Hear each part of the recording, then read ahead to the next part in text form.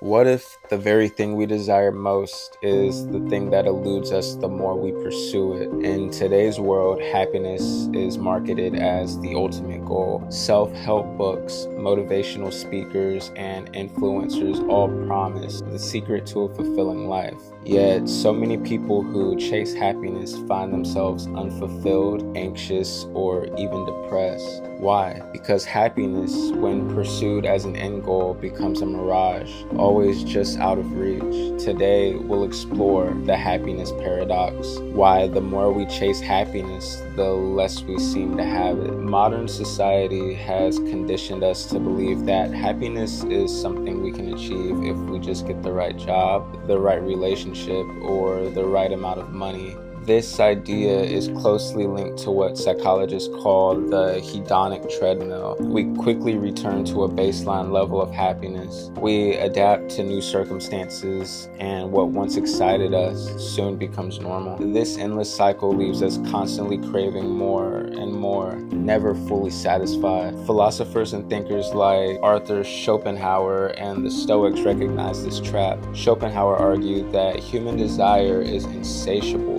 Whenever one desire is fulfilled, another one takes its place. This means that if happiness is tied to external achievements, it will always be temporary. There's a counterintuitive truth about happiness. Those who focus too much on being happy often feel it the least. This is because happiness is not something you get. It's a byproduct of meaningful action, deep connections, and personal growth. A study published in the Journal of Experimental Social Psychology found that individuals who prioritize happiness as a goal were more likely to feel lonely and depressed than those who simply engaged in activities they found fulfilling. This aligns with Viktor Frankl's philosophy in Man's Search for Meaning. Happiness cannot be pursued directly, only ensured as a result of having purpose and meaning in life. Social media has amplified the happiness paradox by creating a distorted reality. We constantly see highlight reels of other people's lives, exotic vacations, promotions,